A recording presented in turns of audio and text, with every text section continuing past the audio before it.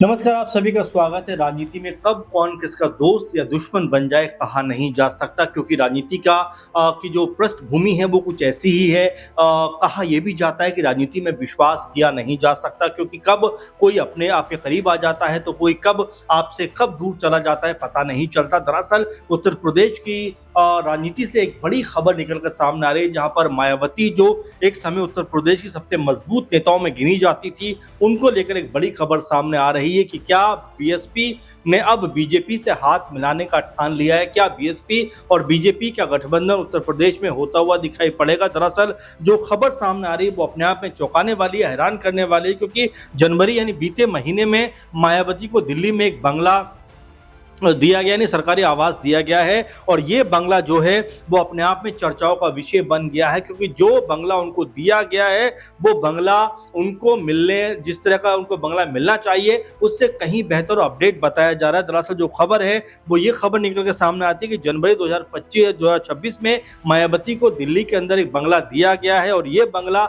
इसलिए चर्चा का विषय बन रहा है क्योंकि ये बंगला टाइप 8 का बताया जा रहा है, जबकि नेशनल पार्टी की हैसियत से उनको ये बंगला अगर दिया गया है तो उसके तहत टाइप 6 या टाइप 7 का बंगला दिया जाता है। लेकिन मायावती को टाइप 8 का बंगला दिया जाना चर्चाओं के केंद्र में आता हुआ दिखाई पड़ रहा है कि भाई मायावती को आखिर ये बंगला किस मकसद के तहत दिया गया है। चुनाव उत्तर प्रदेश में 2027 में होने वाले हैं। 27 से पहले क्या मायावती को बीजेपी अपनी तरफ लेकर आना चाहती है, और क्या उत्तर प्रदेश में कोई बड़ा खेला होता हुआ दिखाई पड़ सकता है। क्योंकि आपने देखा बीते दिनों मायावती का जो मिजाज है, जो रुख है, वो भी काफी बदला हुआ दिखाई पड़ता है। जब एक वेब सीरीज का नाम पंडितों से जोड़कर रखा गया, ब्राह्मण जोड़कर रखा गया, तब भी मायावती तुरंत तल्ख लहजे में सामने आती हैं और कहती हैं कि इस पे तुरंत पाबंदी लगाई जानी चाहिए, ऐसी फिल्में नहीं बननी चाहिए। उसके बाद इस फिल्म का नाम बदलता हुआ दिखाई पड़ा। अब यहाँ पर मायावती को लेकर जिस तरह की खबर सामने है कि भाई उनको जो बंगला दिया गया है वो 8 टाइप बंगला है, और ये बंगला जो है वो एक अलग तरह के लोगों को मिलता है, क्योंकि जो नेशनल पार्टी के अध्यक्ष के तौर पर मिलता है वो टाइप 6 बंगला होता है, लेकिन उनको टाइप 8 बंगला दिया गया, जो अपने आप में ये बताता है कि क्या मायावती की तवज्जो बीजेपी के लिहाज से अब बढ़ती हुई दिखाई पड़ती है, और क्या उत्तर प्रदेश चुनाव को लेकर कोई गठजोड़ बीजेपी और बीएसपी के अंदर बनता हुआ दिखाई पड़ सकता है। ये तमाम कयास अब लगने शुरू हो गए, क्योंकि उत्तर प्रदेश में आने वाले साल में चुनाव है। चुनाव से पहले कह सकते हैं कि तमाम रणनीति बनती हुई बिगड़ती हुई नजर आ सकती है। तमाम जो कह सकते हैं पॉलिटिकल लोग हैं वो यहाँ पर अपने आप को कह सकते हैं मजबूत करने के लिए, अपने आप को ताकतवर बनाने के लिए तमाम तरह के समझौते, तमाम तरह के समीकरण बनाते हुए नजर आ सकते हैं। तो क्या ये मानकर चला जाए कि मायावती अब उत्तर प्रदेश की राजनीति में अपने लिए एक अलग कद और एक अलग माहौल बनाने के लिए इस तरह के फैसले करने के लिए तैयार है, जहाँ पर वो बीजेपी से हाथ मिलाने को भी तैयार दिखाई पड़ती है। आपको याद होगा कि 2024 में जब आकाश आनंद ने, जो मायावती के भतीजे हैं, कोऑर्डिनेटर थे उस समय बीजेपी बीएसपी के, उन्होंने बीजेपी को नफरत फैलाने वाली पार्टी जैसे शब्दों को कहा था कि बीजेपी जो है वो नफरत फैलाने वाली पार्टी है। और उसके बाद आपको याद होगा कि मायावती ने तुरंत आकाश आनंद को कोऑर्डिनेटर के पद से हटा दिया, और उसको लेकर ये कहा कि उनको उतनी समझ नहीं है, इसीलिए उन्होंने इस तरह की बात कर दी। यानी बीजेपी के खिलाफ जैसे ही आकाश आनंद ने अपनी आवाज बुलंद की या मुंह खोला, मायावती ने तुरंत उनके मुंह पर ताला लगा दिया। लोग ये भी कहते हैं कि मायावती का जो रुख है वो बीजेपी की तरफ काफी ज्यादा झुका हुआ नजर आता है, और ये भी एक कारण बना कि जब 2024 के लोकसभा चुनावों के रिजल्ट सामने आए तो मायावती तो कोई सीट नहीं जीती या उनकी पार्टी तो कोई सीट नहीं जीती, लेकिन बीजेपी ने उनकी वजह से 16 सीटें ऐसी रही लोकसभा की जिनमें जीत दर्ज की, और 16 सीटें ऐसी रही जो इंडिया गठबंधन मायावती की वजह से हार गया। तो आप समझ सकते हैं कि मायावती ने ना चाहते हुए भी बीजेपी का साथ दिया। इसके अलावा एक और जगह हम देखते हैं जहां पर मायावती जो है 9 अक्टूबर 2025 को एक रैली करती हुई नजर आती है लखनऊ में, और वहां पर बीजेपी की और सीएम योगी की खूब प्रशंसा करती हुई दिखाई पड़ती हैं, और ये भी कहती हुई नजर आती हैं कि वाकई में उत्तर प्रदेश का जो अब कद है, जो मजबूती है, बहुत ज़्यादा बेहतर नज़र आती है और ख़ासकर वो बीजेपी की तारीफ़ करती हैं, सीएम योगी की तारीफ़ करती हैं। इसी तर्ज पर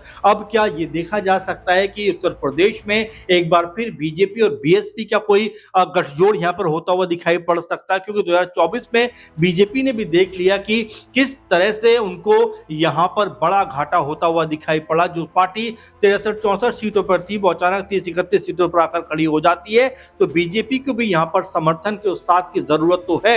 अब ऐसे में क्या मायावती वो भूमिका निभा सकती हैं? क्या मायावती अब बीजेपी के साथ हाथ मिलाकर आगे बढ़ सकती है? क्योंकि बीजेपी के साथ जाकर भी उनको फायदा होता हुआ नजर आ सकता है, क्योंकि बीएसपी की अपनी कोई ताकत यहाँ पर अब उतनी ज्यादा दिखाई नहीं पड़ती उत्तर प्रदेश में, जहां उनका एक समय देखा जाए तो तकरीबन 20-22% जो दलित वोट बैंक था वो उनका पक्का माना जाता था। इसके अलावा जो मुस्लिम वोट बैंक था उसमें भी उनकी अच्छी खासी सेंधमारी थी, 8-9% के आसपास वो वोट बैंक भी उनकी तरफ नजर आता था। यानी 30% के आसपास जो वोट बैंक था वो मायावती की तरफ दिखाई देता था। लेकिन अब अगर देखा जाए तो मायावती उतनी ताकतवर नजर नहीं आती। यही वजह है कि अब मायावती यहाँ वहाँ जो है देखती हुई नजर आती है। कई लोग तो ये भी कहते हैं कई जो बड़े चेहरे थे वो बीएसपी के अंदर वापस आ सकते हैं। मसलन स्वामी प्रसाद मौर्य का जिक्र लगातार हो रहा था, नसीमुद्दीन सिद्दीकी का जिक्र हो रहा था, धर्मवीर सिंह का जिक्र हो रहा था कि ये जो बड़े नेता हैं ये वापसी कर सकते हैं। अब ऐसे में मायावती के ऊपर इतना मेहरबान होना बीजेपी के लिए क्या ये नहीं दर्शाता कि भाई आने वाले 2027 के विधानसभा चुनाव को लेकर के अभी से कोई बड़ी रणनीति बनने को तैयार है? कि अभी से कोई बड़ा कह सकते हैं कि यहाँ पर जो गठजोड़ है वो होने को तैयार है? क्योंकि मायावती अगर बीजेपी के साथ चले जाते हैं तो यहाँ आप ये मानकर चलिए कि 15 से 20% जो दलित वोट बैंक है क्या वो यहाँ पर शिफ्ट होता हुआ नजर नहीं आएगा? ऐसा अगर होता है तो बीजेपी के लिए सरकार फिर बनाना उत्तर प्रदेश में कोई बहुत मुश्किल का काम नहीं होगा। ऐसे में अब सपा के लिए भारी मुश्किल होने वाली है अगर बीएसपी और बीजेपी की यहाँ पर आपस में गठजोड़ बन जाता है, आपस में उनकी साझेदारी हो जाती है तो सपा के लिए अपने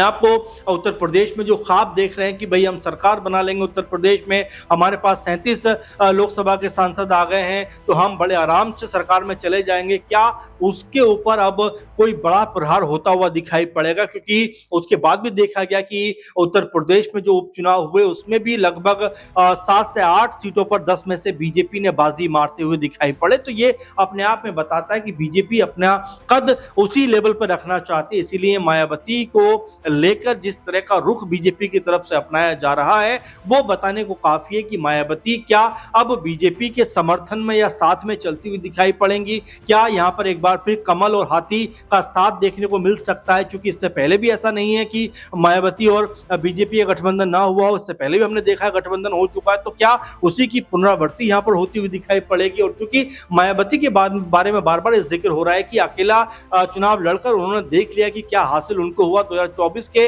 लोकसभा चुनाव में।